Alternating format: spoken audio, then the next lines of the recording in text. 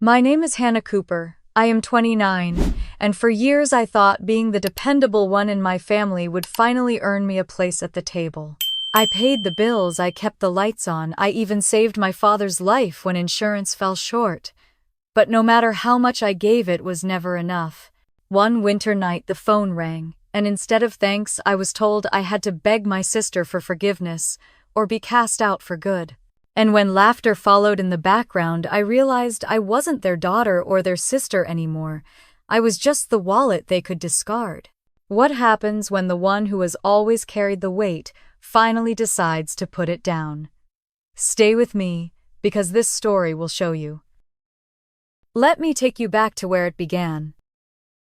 The night my phone rang, I was sitting in my small apartment in Lakeview, East Chicago, trying to unwind after another long day at Midwest Freight Systems. I had just reheated leftover pasta and settled into the couch when the screen lit up with my mother's name. For a second, I considered letting it go to voicemail. Calls from her rarely meant anything good, but habit won out, and I swiped to answer.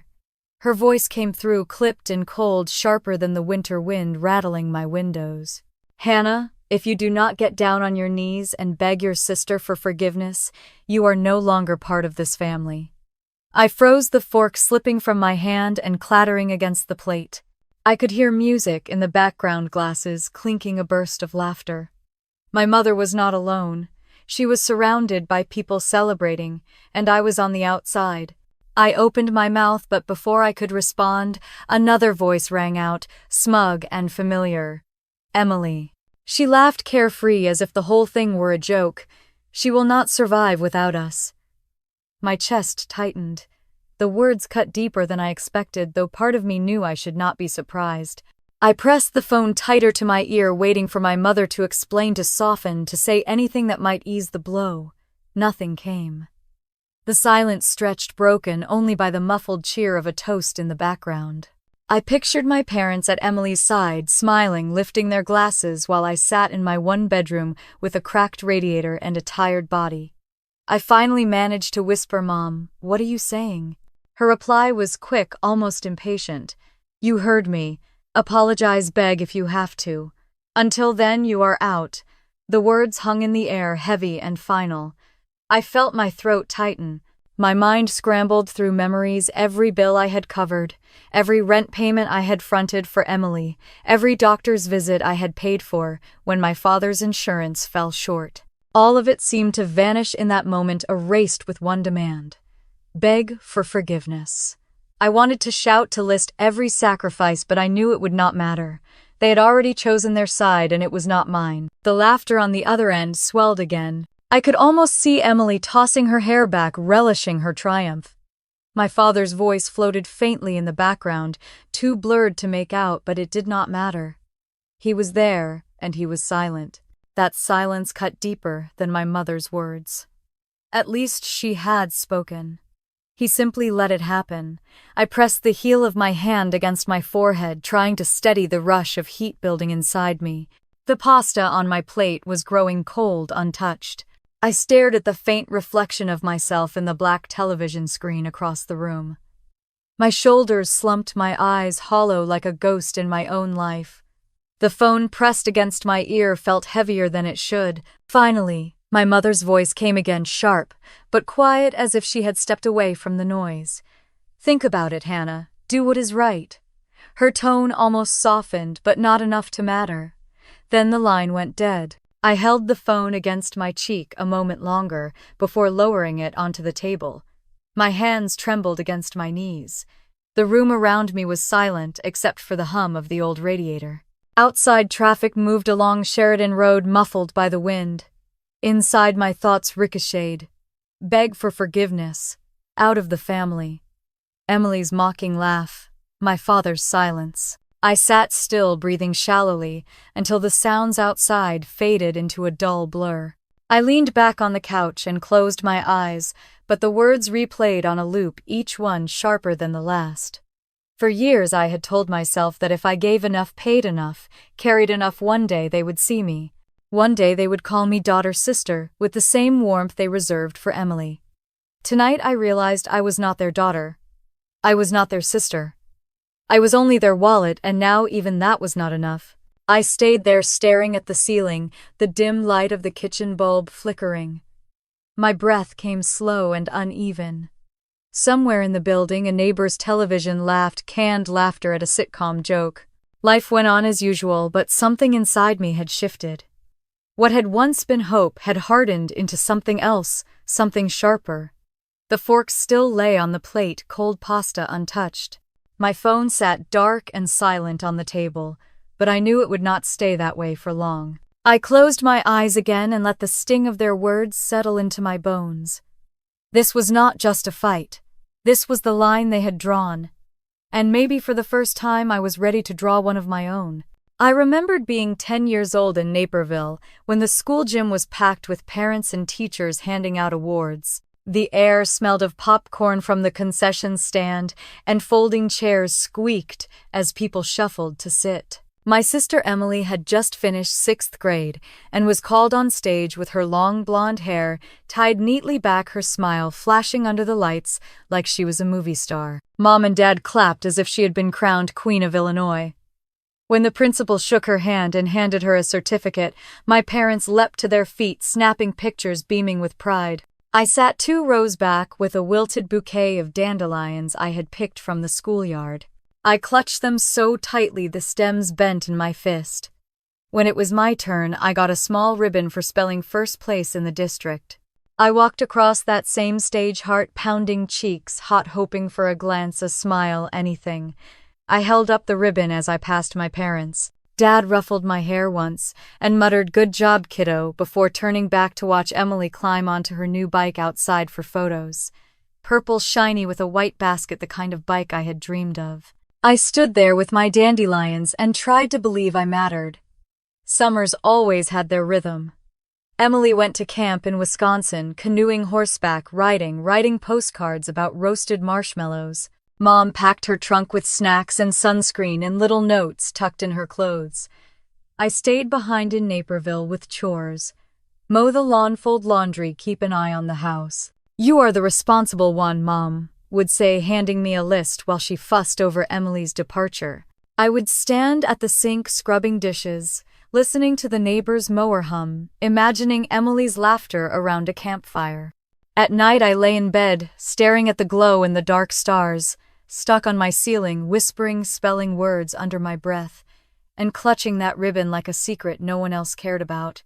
Family parties told the same story. At Uncle Tom's retirement party, the dining room crowded with relatives and clinking glasses, Dad raised his wine and toasted to Emily being accepted into the advanced math program. Everyone applauded, nodding, smiling at her as if she were destined to solve world hunger. I had been waiting all night to tell them I had won first place in the regional spelling bee, something I had worked for months. I opened my mouth, but before I got halfway through, Cousin Kelly asked Emily about her new extracurricular class. The room shifted instantly, attention sliding off me like watered-down glass. I sat back, cheeks burning, words trapped in my throat. I learned to swallow those moments, to fade into the wallpaper. By high school, the pattern was carved in stone. Emily had volleyball games, cheer competitions, debate tournaments. Dad wore his suit. Mom waved her camcorder. The family cheered. I had choir solos and science fair projects that came and went without mention. I would walk off stage, scanning the crowd, searching for their faces, but their eyes were always turned to Emily. One spring I came home from an honors ceremony with a certificate tucked under my arm. Mom was ironing Emily's prom dress in the dining room. I held up the paper, waiting for her smile. She glanced, said, "Honey, put that on the fridge," and went back to adjusting the hem. My achievement disappeared under layers of Emily's college brochures and invitations already pinned there. The memory that stung most came later that summer when I overheard Mom chatting with a neighbor on the porch. "Emily is our pride and joy, so talented, so full of promise. Hannah is sweet, of course, but Emily is special."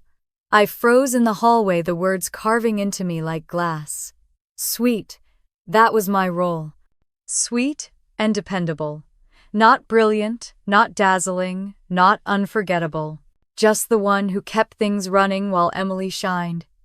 Even as an adult, those moments lived inside me. Sitting in my apartment after that phone call, I realized nothing had changed. The sound of laughter behind my mother's words, Emily's smug tone, Dad's silence, it was the same script I had been living since childhood. I was expected to carry the weight, to disappear quietly when my presence threatened the spotlight. For years I believed if I gave enough, they would see me. But the truth was carved long ago. Emily was special, I was sweet. And sweet was never enough. I thought about the girl I had been clutching her ribbon in the dark, praying for her parents' eyes to find her. She learned quickly that attention was not coming. Each overlooked moment etched a deeper scar. That night in Chicago after the phone call, I felt the old scar pulse again, only this time it did not feel like a wound. It felt like a warning, a reminder of what silence had cost me. I stood and walked to the small window that overlooked Sheridan Road. Snow flurries were starting to fall, swirling under the streetlights. Cars passed with headlights casting streaks of white against the glass. I pressed my palm to the cold pane and let the chill seep into my skin. For the first time, I did not imagine my parents' eyes turning toward me. I imagined turning my own back. The thought was terrifying and strangely freeing. If I stopped trying to earn their love, what would I lose that I had not already lost? I let out a long breath, shoulders heavy, and stepped away from the window. The apartment was still, the radiator hissing softly. On the counter sat a stack of unopened mail, mostly bills, reminders of the life I was already holding together on my own. I thought of the sacrifices I had made, the money I had poured into keeping my parents comfortable and Emily afloat. I thought of how none of it had earned me a place at that family table. Maybe it was time to stop paying for a seat that was never mine. The snow outside thickened, flakes spinning wildly. I pulled the blanket from the couch and wrapped it around myself, curling into the armchair by the window. I let the memories roll through me, not fighting them, just letting them show me what I had tried so hard to ignore. I was not forgotten. I was erased. And the only way to change that was to stop letting them hold the eraser. The clock on the wall ticked past midnight. I closed my eyes, the blanket pulled tight, the hum of the city distant. Sleep did not come easily, but when it did, it carried with it the faintest trace of resolve, something new and unfamiliar. It was small, but it was there, and it was mine. I woke up to the thin gray light of a Chicago morning slipping through the blinds, the radiator clanking as it struggled against the cold. My head felt heavy, but I forced myself to the kitchen table and opened my laptop. The glow from the screen lit the small room, catching on the stack of envelopes I had been avoiding. I clicked open my bank account, and the numbers blinked back at me. Not much, but enough to remind me of how hard I had worked for every dollar. I thought of 2021 when the phone rang just past midnight at work. My mother's voice was breaking, words tumbling between sobs. "Your father is in surgery. They said insurance will not cover everything. Hannah, what are we going to do?" I sat there in the empty office, fluorescent lights buzzing overhead, staring at the total she gave me. $18,000. Insurance would pay 10. That left 8. My savings at the time were just over 8,000. I had built it dollar by dollar, cutting corners, skipping vacations, packing leftovers for lunch, while others ordered takeout. That night I wired the money without hesitation. I typed the numbers slowly, hands trembling, feeling like I was pouring my future into a void. They never asked how long it had taken to save that money. They never asked what I had given up. Mom just said thank God and hung up to rush back to the hospital. I sat at my desk with the screen still glowing, my chest hollow. That was family, I told myself. You step up, you sacrifice. It did not stop there. When Dad came home, bills kept piling up. One afternoon, Mom called saying the utilities were overdue again. "It would be easier if everything were under your name," she said. "You are organized." That is how I became the name on the electricity, the water, the internet. Every month, like clockwork, $250, sometimes more when the Chicago winter bit deep. 4 years of it. Over 12,000 spent, never once reimbursed, never once even acknowledged. And then there was Emily. She had a knack for calling at the worst times always, with her voice trembling just enough to sound desperate. Han, can you spot me? 500 rent is due. I swear I will pay you back next week. The first time I believed her, I sent the money clinging to the hope that she would follow through. A week later, she called again, short on her credit card, this time 700. Then came 300 for a last-minute flight. 900 for rent when she overspent on clothes, 600 for car repairs. Each time it was the same promise. Next week I will pay you back.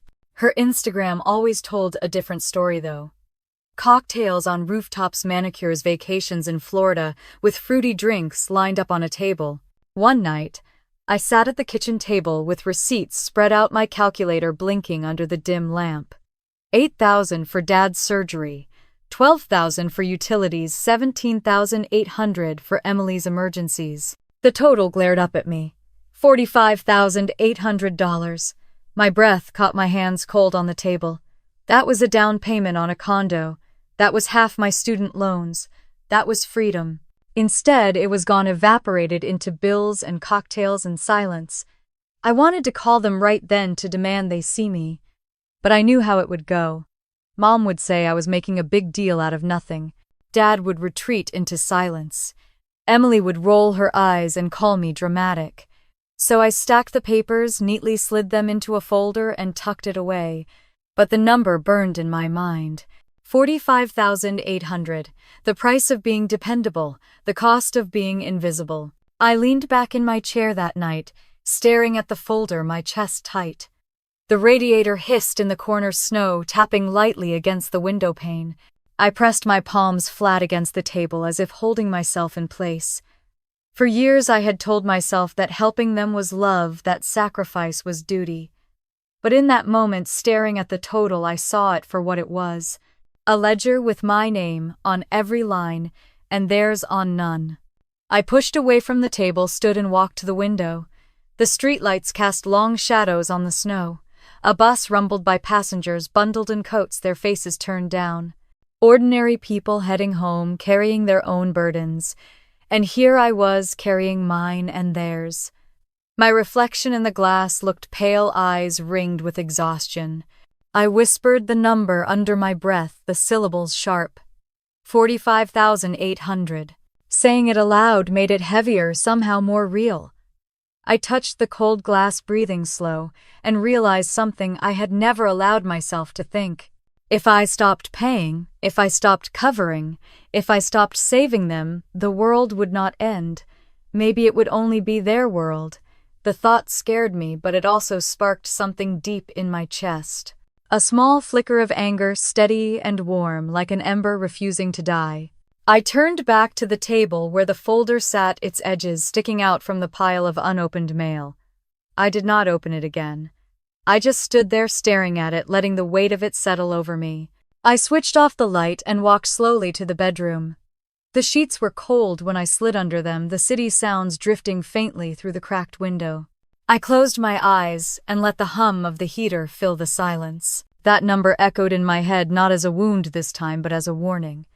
Sleep came late, carrying me into dreams where I was always reaching for something just out of grasp. When I woke, the sun was weak, casting a dull glow over the snow outside. I lay still a long while, listening to the muted world around me. The folder was still on the table, waiting like a shadow I could not escape. And I knew, sooner or later, I would have to decide what to do with it. Thanksgiving arrived cold and gray, the kind of day where the air seemed to hang heavy with the smell of chimney smoke and damp leaves. I drove my old Honda Civic from Chicago to Naperville, the muffler rattling as I pulled into the driveway I had known since childhood. A pie from a bakery sat on the passenger seat, still warm in its box, the closest thing I could manage to bringing something festive. I parked beside the familiar brick house and stepped out, the chill biting at my cheeks. Before I even reached the front door, headlights swept across the driveway. A silver Lexus rolled in sleek and spotless, and Emily stepped out, her blonde hair catching the porch light like she had planned it that way. Daniel followed, holding the door for her as if she were royalty. Voices erupted from inside. An uncle whistled, someone clapped, my mother nearly tripped down the steps in her rush to greet them. "Look at that car, you really treat her right," one relative called, patting Daniel on the back. I stood there with my bakery pie in both hands, invisible, as the crowd formed around Emily and her shiny arrival. Inside the dining room stretched long, the table covered with a cream cloth and candles flickering down the center. Plates and silverware sparkled under the chandelier. At one end, Emily's chair was dressed with a small bouquet of yellow flowers tied neatly to the back. My seat further down the line was bare, the cushion frayed at the corner. I placed the pie on the sideboard and slipped quietly into my spot. Conversation spun easily in Emily's direction. "Tell us about the wedding plans." Aunt Carol leaned across the table, her pearls gleaming in the light. "Have you chosen the flowers yet? Where will the honeymoon be?" Emily laughed, tossing her hair. "Maui, we think. Daniel's parents might even help with the resort." The table erupted in admiration. "Maui, how perfect. Of course they will. You deserve it." I sipped my water, throat dry. I wanted to mention that I had been promoted just a month ago at Midwest Freight Systems, trusted with larger accounts, but every time I opened my mouth, the subject curved back to Emily. Her centerpieces, her dress, her Lexus. I chewed a bite of turkey that tastes like sawdust in my mouth. At one point, Aunt Carol chuckled and turned to me with a smile that held more pity than kindness. "At least you are good with numbers, Hannah. Not everyone has that skill. Someone has to be practical." The table laughed lightly, not cruel exactly, but careless in a way that stung deeper. I forced a smile, nodding, cheeks burning. "Yeah, someone has to be." Dinner moved on. Turkey and stuffing mashed potatoes passed around, cranberry sauce glistening in bowls. Daniel shared a story about buying the Lexus, how Emily deserved an upgrade. Glasses lifted in another toast. Dad raised his wine face, flushed with pride. "To Emily, our shining star." Glasses clinked, voices rose. Emily beamed, cheeks glowing. I stared down at my plate, fork pressed tight between my fingers. The sound of their laughter echoed sharp in my ears. For years I had swallowed the small slights, told myself they did not matter, but something inside me shifted as I sat there. I wanted to stand up and shout that I had saved Dad's life with $8,000 he never asked about, that I had been paying their bills every month while Emily posed beside her car. But the words clogged my throat, heavy, unspoken. I forced myself to swallow the lump rising in my chest. The flowers on Emily's chair seemed to mock me, bright yellow against the dark wood, while my chair sat plain, unadorned. I pushed pie around my plate without tasting it, each bite heavier than the last. The room blurred with chatter and laughter, until all I could hear was the steady drum of my heartbeat. When dessert came, pumpkin pie and apple crisp, I barely touched mine. My thoughts roared louder than the voices around me. Anger stirred hot and undeniable, not tucked away in some hidden corner, but pulsing openly, demanding to be felt. It was not the sharp flare of a moment. It was years of neglect and silence pressing forward all at once. Later, when the dishes were cleared and coats were pulled from the closet, I carried my empty pie tin out to the Civic. Emily's Lexus gleamed under the porch lights, Daniel holding the door, as she slipped inside, laughter following her. I slid behind the wheel of my car, the seat worn thin, the engine sputtering as I turned the key. As I pulled away from the curb, the houses along the street glowed with strings of holiday lights already strung up. My chest burned, jaw clenched tight. The image of that table with flowers tied to Emily's chair would not leave me. For the first time, it was not sadness that filled me, it was fury. It pushed against my ribs, heavy and insistent. I gripped the wheel harder, the road stretching dark and empty ahead, and I knew something inside me had cracked open. The following week at work, I buried myself in spreadsheets, numbers stacked in endless columns that blurred together until my eyes ached. I told myself keeping busy would help quiet the buzzing in my head, but it only made me more tired. I stayed late almost every night at Midwest Freight Systems, the office nearly empty by the time I shut down my computer. One Tuesday morning, Grace Miller stopped by my cubicle. She was my manager, a tall woman in her mid-40s with sharp eyes and a calm presence that carried more weight than any lecture. She stood by my desk watching me type furiously. "Hannah," she said softly, "let's take a break. Come with me." I hesitated, my hands still moving over the keyboard. Deadlines loomed, and the stack of reports felt like it was swallowing me whole. But Grace gave me a look that told me no excuse would hold. I sighed, grabbed my coat, and followed her out into the cold air. We walked 2 blocks to a small cafe tucked between a dry cleaner and a bookstore. Inside, it was warm and smelled of cinnamon. Grace ordered a cappuccino and I asked for plain black coffee, the cheapest thing on the menu. We sat by the window where frost lined the glass. She studied me as I wrapped my hands around the warm cup. "You look like you are carrying the weight of the world," she said. I laughed, thin and tired, trying to brush it off. "Just busy, that is all." Her eyes did not waver. "I have been in this field long enough to know when someone is running on empty. You take on too much. Not just here. Everywhere." Her words stung because they were true. I dropped my gaze, watching the steam curl from the coffee. "Can I tell you something?" she asked. I nodded. "Boundaries are not cruelty," she said slowly. "They are love with a backbone. Without them you will break, and you will keep enabling people who should stand on their own." The sentence landed heavier than I expected. I tried to smile, but it faltered. "I will keep that in mind," I murmured. She leaned back, sipping her cappuccino, giving me the space to let it sink in. Later that week, I was in the break room when I overheard a group of colleagues talking by the coffee pot. "Did you hear Mark got into Booth?" one of them said, pouring sugar into his cup. "He is starting part-time this fall." "Booth," I repeated under my breath. Another coworker nodded. "Yeah, University of Chicago Booth. Tough program, but incredible if you want to grow your career.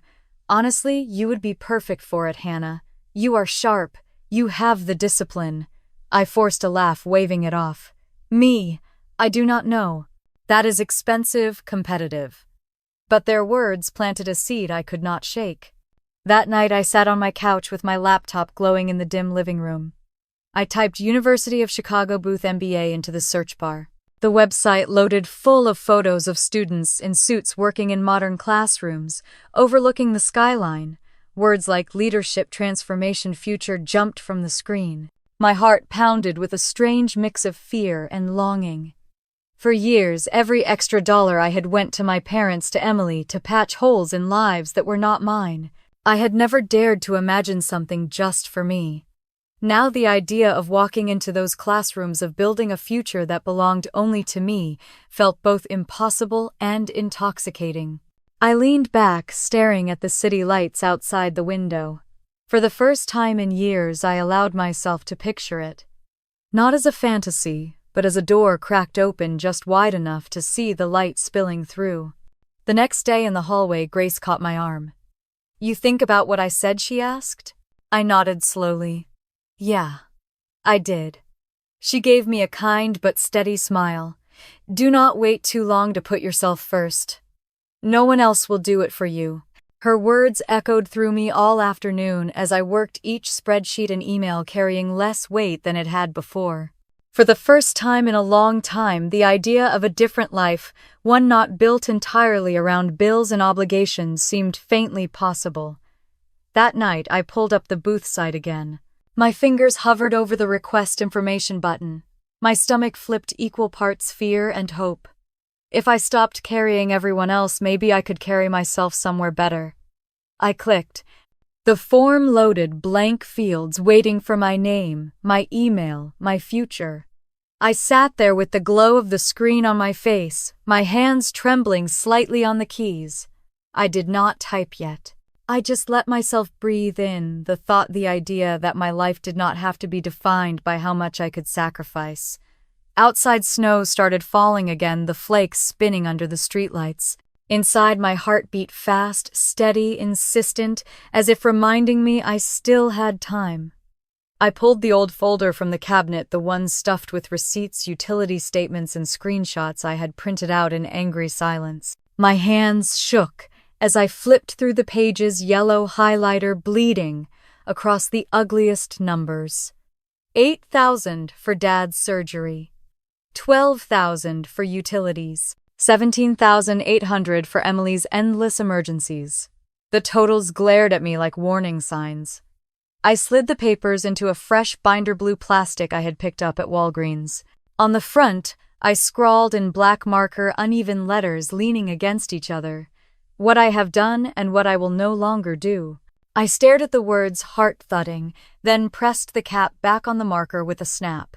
It looked childish, but it was mine, and for once it felt like something that belonged to me. The next day I carried the binder in my bag as I walked through downtown Chicago.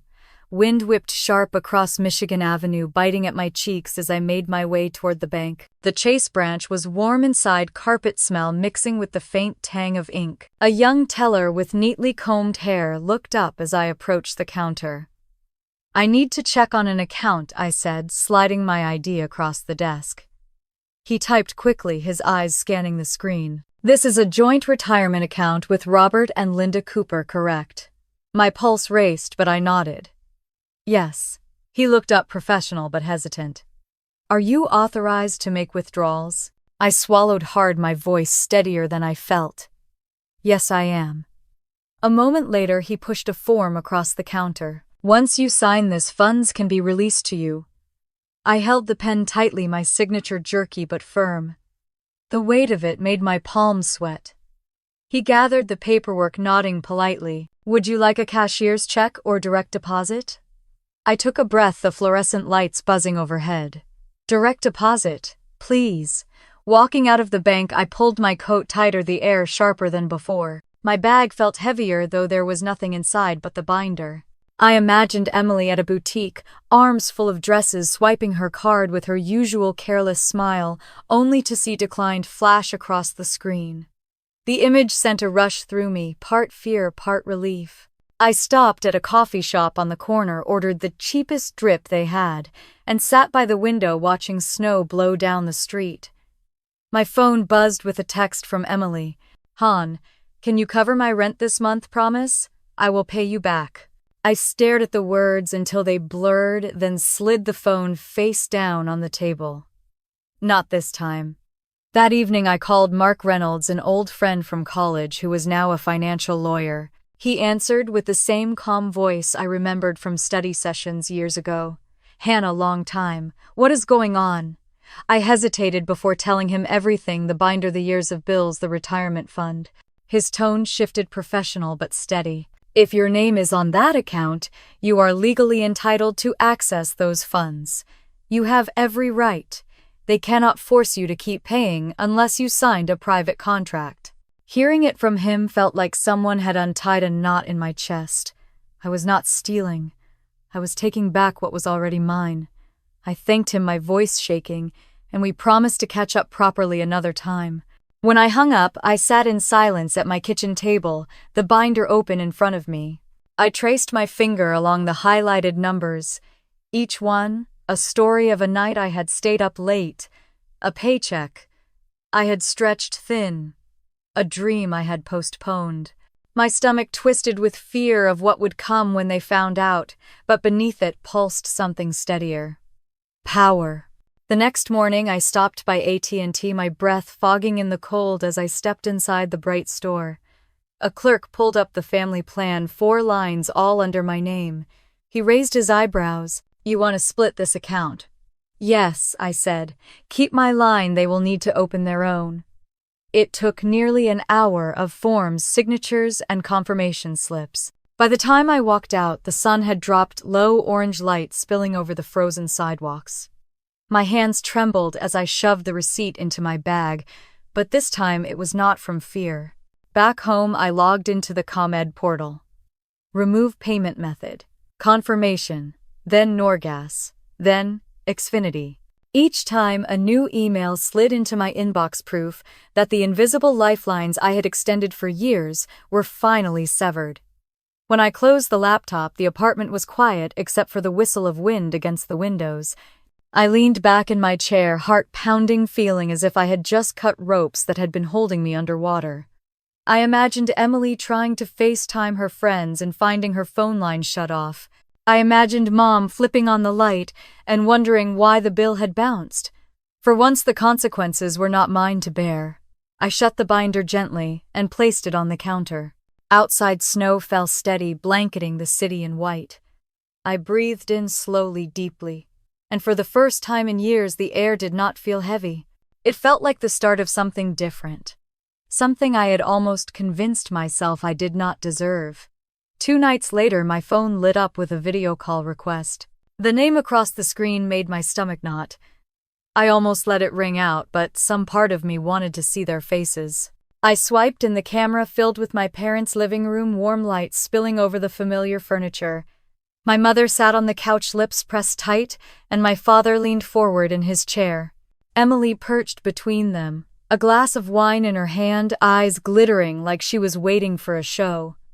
My mother's voice was clipped, every word sharp. "Hannah, enough is enough.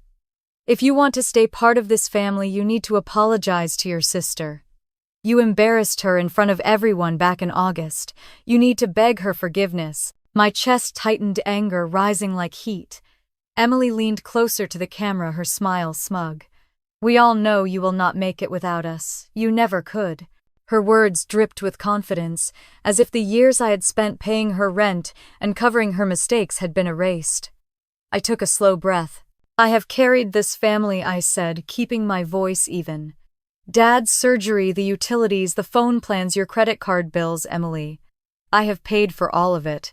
Without me, none of you would be sitting there right now." Mom's face hardened. "Do not twist this. Family helps family. That is what we do. But this is Emily's time, not yours. She deserves her moment without you bringing drama." My father's silence was louder than either of their voices. He sat back, eyes fixed somewhere off camera, jaw tight. He did not defend me. He never did. Emily laughed, the sound sharp in my ears. "You always have to make it about yourself. Poor Hannah the martyr. You are nothing without us." The words hit, but they did not sink the way they once would have. I felt something steady inside me, something that had been building since I printed out those receipts and signed those forms. I leaned forward, staring straight into the camera. "I am not begging. Not this time." For a moment the call went silent. Emily's smile faltered. My mother's mouth opened, then closed, searching for words. My father shifted, but still said nothing. Mom finally hissed, lowering her voice as if she was afraid the neighbors might hear. "Do you realize what you are doing? If you walk away from this, you are walking away from your family." I let the silence stretch, heart pounding steady, not frantic like before. When I finally spoke, my voice came out calm, almost quiet. "Maybe it is time you see who really cannot live without me." I pressed the red button and the screen went dark. The apartment was silent, except for the faint hum of the heater. My phone buzzed almost immediately with another incoming call. I turned it face down on the table. My hands shook, but it was not from fear. It was release. For the first time, I had not swallowed their words. I had given them back, sharp and clean. I walked to the window, the city lights stretching out across the frozen night. Snow clung to the edges of the glass, glittering in the streetlight glow. My reflection stared back at me, pale but steady eyes, clearer than they had been in years. I whispered it to myself, a vow, a truth I had buried for too long. I am not their wallet anymore. My phone buzzed again, then again, vibrating across the table. I let it ring. The calls would keep coming, but the line had already been drawn. The morning after that call, I woke before sunrise, the apartment still and cold. My binder sat on the kitchen table, its blue cover catching the faint light seeping through the blinds. I ran my fingers over the words I had written there, what I have done and what I will no longer do, and felt a steadiness I had not known before. Today would not be like the others. I bundled myself into my coat and boots, the wind cutting sharp, as I walked down Sheridan Road toward the bus stop. My bag pressed heavy against my shoulder, the binder tucked inside like a weapon. By the time I reached the Chase branch on Michigan Avenue, the city was waking, traffic thickening, people rushing past with coffee cups steaming in their hands.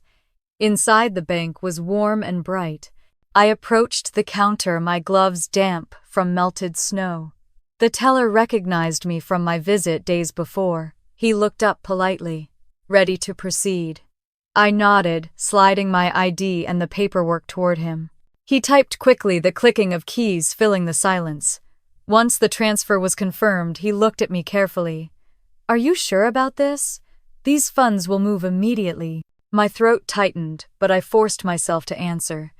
Yes, do it. He nodded, pressed a button, and the printer whirred, spitting out confirmation slips. He slid them across the counter. The entire retirement fund is now in your name. My hand shook as I signed. When I gathered the papers and tucked them into my binder, the weight felt different. Not guilt, not fear. Power. Leaving the bank, I walked into the icy wind with my scarf pulled tight. Snow crunched beneath my boots. I imagined my parents sipping coffee that morning, still secure in their belief that I would cover everything. They had no idea the safety net had been pulled. I headed next to the AT&T store. The clerk, a young man with a buzz cut, tapped on his tablet. "You want to split this family plan?" he asked, his eyebrows raised. "Yes. Keep my line. They will have to set up their own." It took nearly an hour of paperwork. He slid the final receipt across the counter. "The other lines are inactive as of now." I folded the paper and slipped it into the binder, my pulse quickening at the thought of Emily trying to call her friends and finding her number disconnected.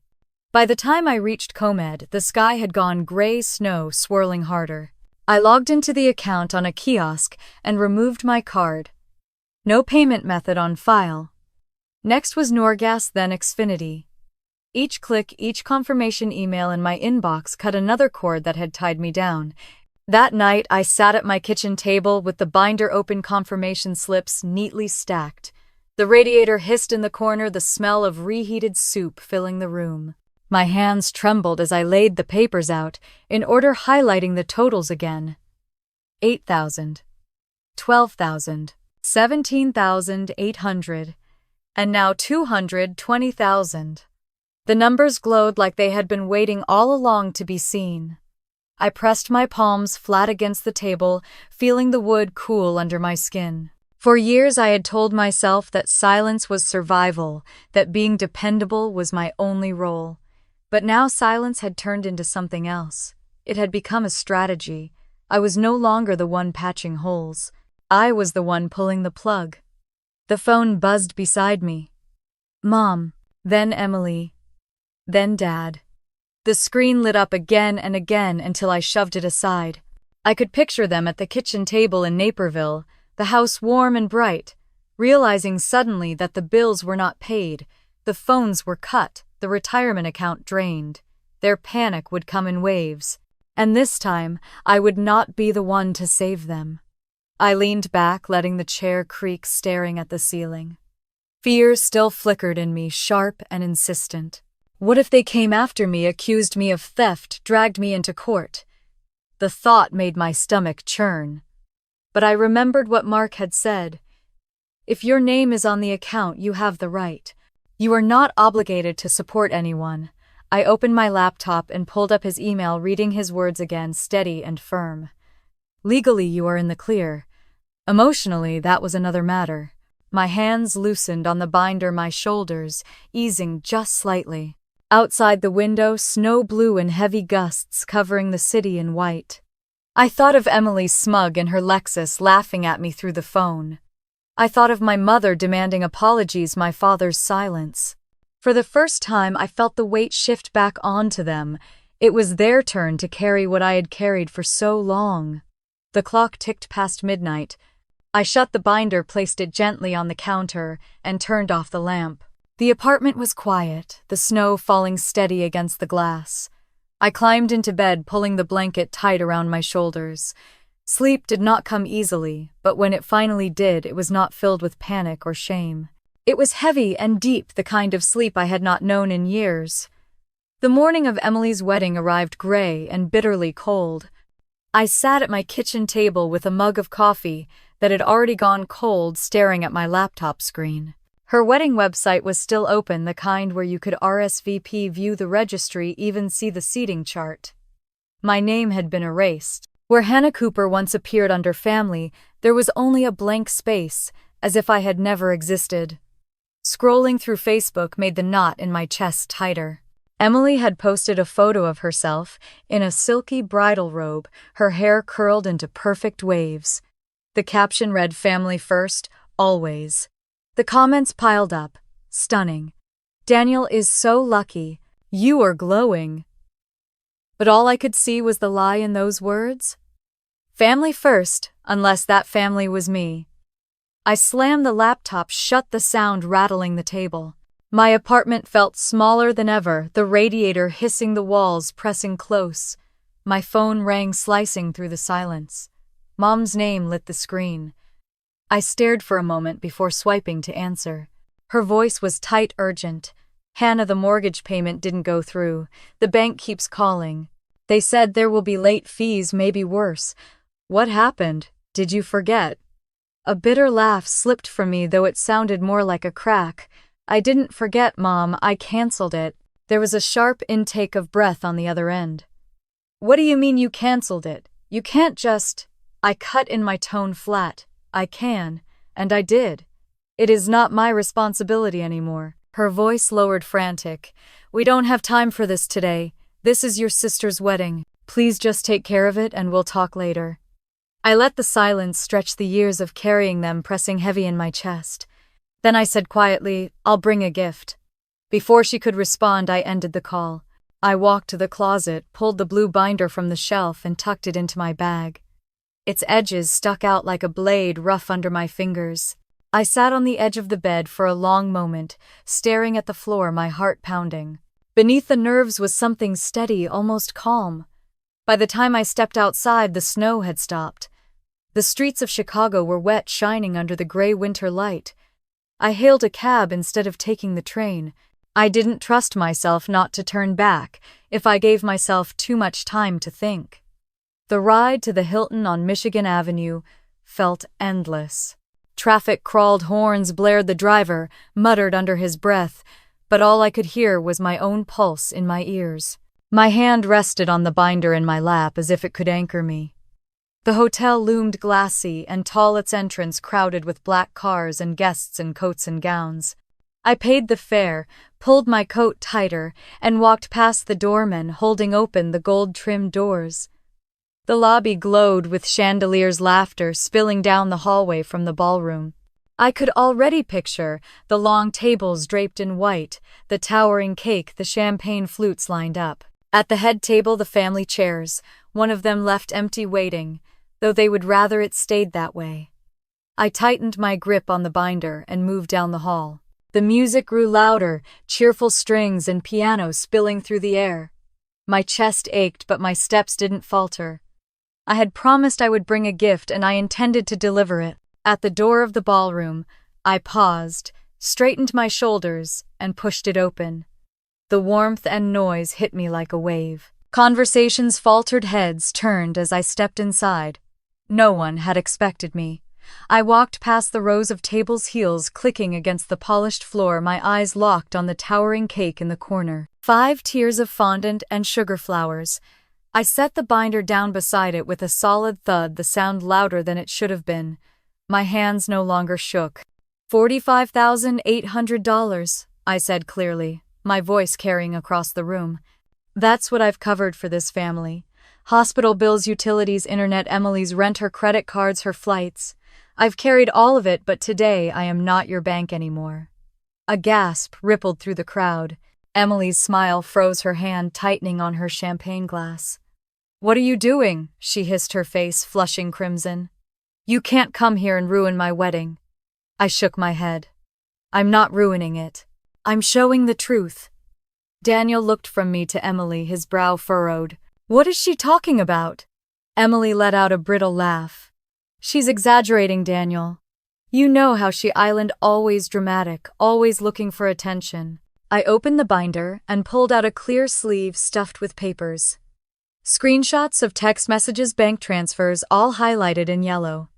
I laid them on the table, the plastic crinkling.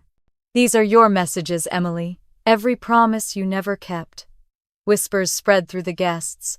Some leaned forward, others exchanged glances.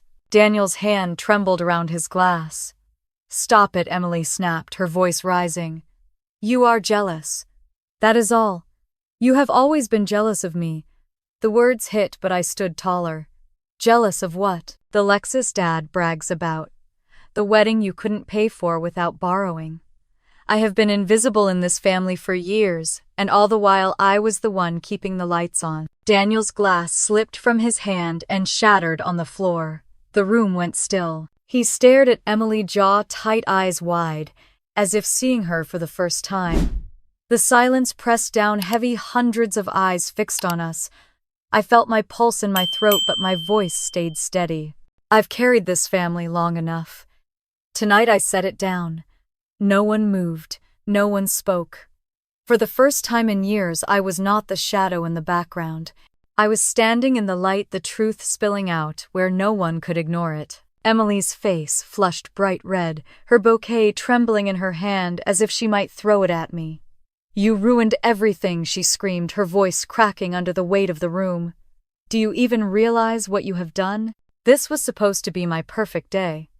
The chatter rose, guests shifting in their seats, some whispering, others staring openly. Mom pressed a napkin to her mouth, tears streaking down her cheeks. "Hannah, how could you do this?" she pleaded, her voice breaking. "Not here, not today." I kept my eyes on Emily. I did not need to raise my voice, every word cut sharper for being calm. "I didn't ruin your day. I stopped lying for you." The band in the corner had gone silent. Silverware clattered as someone dropped a fork, the sound ringing through the stillness. Daniel stood frozen, his gaze locked on the stack of papers I had laid down. He reached for one, his hand shaking. He read the highlighted text messages, his lips moving silently, as if the words burned. He looked up at Emily, and for the first time I saw doubt in his eyes. Emily lunged forward, grabbing at the binder. "Stop it!" she shouted, her mascara streaking down her face. "You are pathetic, jealous, bitter. You always have been." I pulled the binder back against my chest. "Enough, Emily." A chair scraped loudly against the floor. Aunt Maggie, her gray hair pinned neatly, stood tall at the far end of the table. Her voice was steady, though her hands trembled. "That's enough, Emily. If it weren't for Hannah, this family would have fallen apart years ago. Do any of you even realize what she has given up?" The room fell into another hush. Some guests stared at Maggie, others at me. Emily spun toward her, eyes wild. "Stay out of this. You don't know anything." But Maggie didn't sit down. She looked directly at my parents. "She has been paying your bills, hasn't she? Covering your debts. And you let her do it while you praised Emily. Shame on you." Mom sobbed harder, shaking her head. "That's not how it is," she whispered, but her voice lacked conviction. Dad sat slumped, hands clasped tightly, eyes fixed on the table. He didn't deny it. Daniel stepped back from Emily. His expression was unreadable, but the distance between them was unmistakable. He didn't reach for her hand. He didn't move closer. He simply stood there, shoulders stiff, his eyes still on me. The guests began to murmur again, louder now, pieces of conversation floating across the ballroom. "I had no idea. She paid that much. Unbelievable." Some rose from their chairs, collecting coats, slipping quietly toward the side doors. The fairy tale had cracked wide open. Emily's voice cut through the noise, shrill and raw. "You are jealous of me. You couldn't stand to see me happy, so you came here to destroy me." She jabbed a finger toward me, her whole body trembling. "You ruined my wedding." I felt the sting of her words, but they no longer sank into me like they once had. I straightened my shoulders, clutching the binder to my side. "I didn't ruin anything. I set myself free." Mom reached across the table as if she could pull the words back.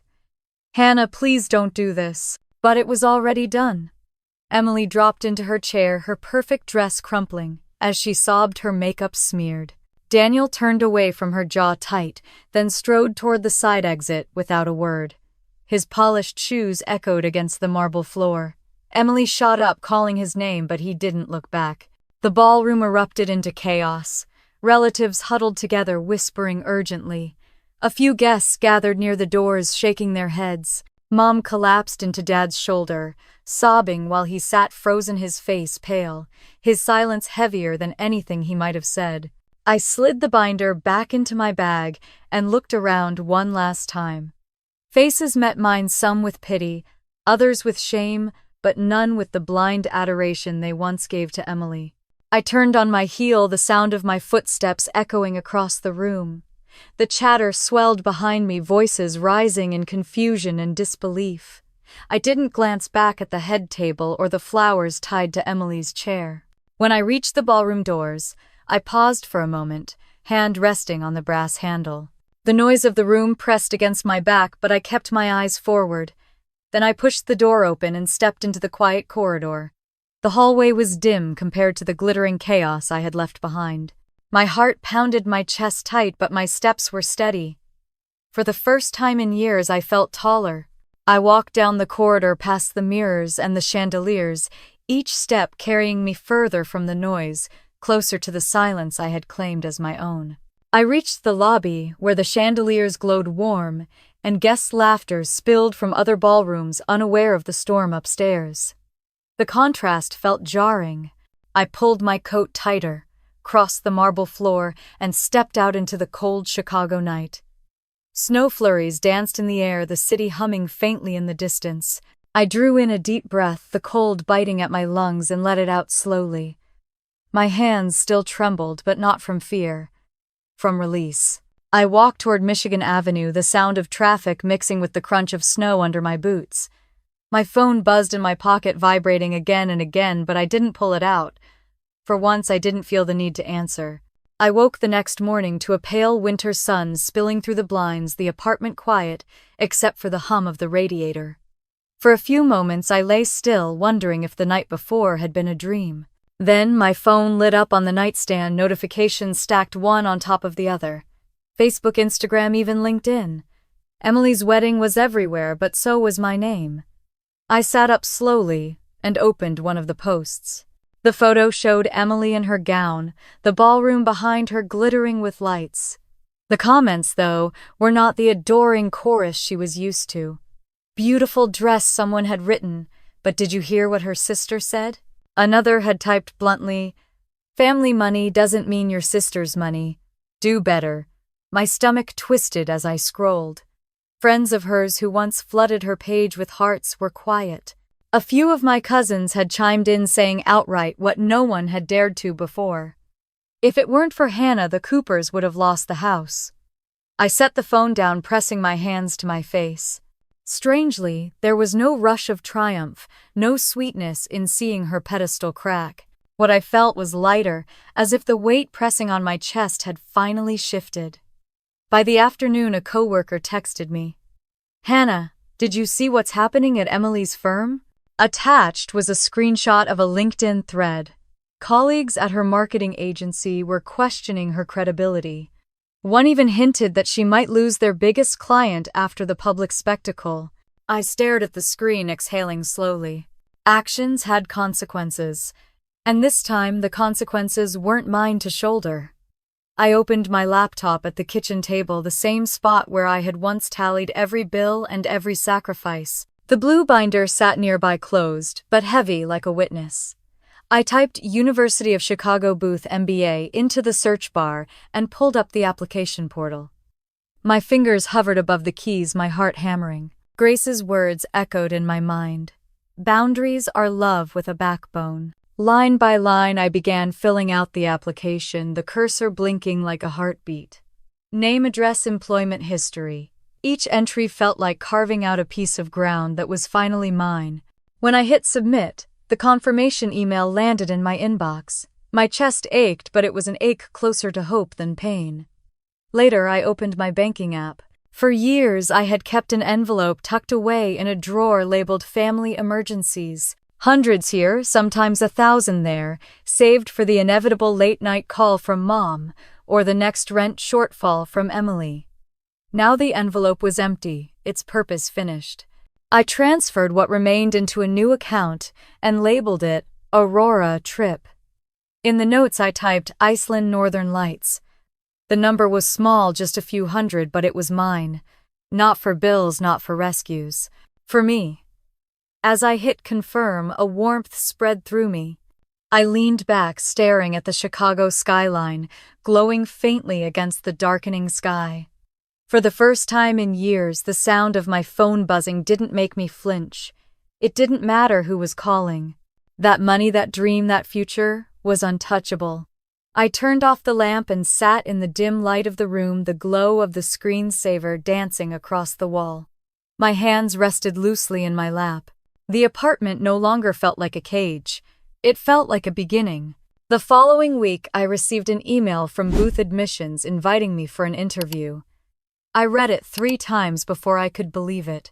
I printed the letter and pinned it to the corkboard above my desk, next to the small jar labeled Aurora Trip. At work, Grace stopped by my cubicle. She noticed the faint smile I couldn't hide. "Something changed," she said knowingly. I nodded. I applied. She grinned, her eyes warm. "Good. About time." When I got home that night, I made a simple dinner of pasta and roasted vegetables. I sat by the window bowl in my hands, watching the snow drift past the streetlights. For the first time, the silence didn't ache. It soothed. My phone buzzed on the counter. Mom's name. Then Dad's. Then Emily's. I let it ring until it stopped. Then I picked it up, opened a new contact folder, and typed Aurora Trip, adding the savings account number as if it were a person I wanted to protect. In a way it was. It was the version of me I had almost lost. I set the phone down and took another bite of pasta, savoring the quiet. The city hummed faintly outside, alive and indifferent. I smiled faintly, realizing that for the first time in years, I wasn't waiting for anyone else to see me. I was finally seeing myself. A year later, winter had returned to Chicago, the kind that dusted the city in white and muffled the noise outside my Lakeview apartment. I sat curled in my armchair with a mug of hot cocoa, warming my hands, the skyline flickering faintly through the frosted glass. On the table beside me, my phone buzzed. For a long moment, I let it ring. Old habits die hard, and every vibration still stirred a familiar memory. But this time, the name on the screen made me pause. "Dad," I answered slowly, pressing the phone to my ear. His voice was rough, hesitant. "Hannah, it is me." Silence stretched between us, filled with years of words never spoken. Finally, he sighed, heavy and worn. "You saved this family more times than I can count. Paid bills I should have paid, carried burdens that weren't yours. And I never thanked you. Not once. I was wrong." The words felt foreign, fragile, like hearing a language I had never known I needed. My eyes stung and I gripped the mug tighter against my chest. "You don't have to be perfect, Dad," I said softly. "I just need respect." His throat cleared thick with emotion. "You deserve more than that. I hope one day we can try again." After we hung up, I sat in the quiet, the city humming faintly outside. For years, I had carried the weight of being unseen, unheard, reduced to nothing but a source of money. Now, even if the apology had come late, it loosened something inside me. Mom's texts had grown sparse over the months. No more demands, no more sharp reminders. Just simple words like "How are you?" or "Hope you are well."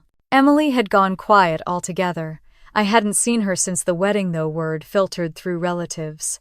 She had been humbled, her shine dimmed, her job no longer secure. I didn't need details. The silence was enough. I rose from the chair and walked to the window, pressing my palm against the cold glass. Thousands of lights stretched across the city, each one proof that life moved forward no matter who was watching. For the first time, I felt I could simply stand still and not be left behind. On the counter, pinned neatly on the corkboard, was my acceptance letter from Booth. Next to it sat the jar labeled Aurora Trip, now fuller than I had ever expected. Every time I slipped a 20 into it, I imagined the northern lights sweeping across a dark Icelandic sky. It was not about the money anymore. It was about the promise. I thought of the girl I used to be sitting at family dinners with, her achievements swallowed whole by silence. The young woman who wired money in the middle of the night, hoping one day someone would notice. The sister who was called dramatic whenever she tried to speak. She had lived in the shadows of others, but she had also survived them. And now she was free. I returned to the armchair, curling beneath a blanket, the warmth of the cocoa fading in my hands. My chest felt lighter than it had in years, steady in a way I had once thought impossible. Family, I realized, can be love, but only if it is built on respect. Without it, it is nothing but a debt you will never finish paying. Real love does not come with an invoice. Real love does not vanish the moment you stop covering someone else's bills. Real love has boundaries. I set the mug down, breathed in deep, and allowed myself a small smile. If you have ever felt like the wallet of your family carrying weight no one thanks you for, I hope my story reminded you that you are not alone. Tell me in the comments if you have ever faced something similar, and do not forget to like and subscribe so you can hear more stories like mine. Sometimes sharing the truth is the first step to finding freedom.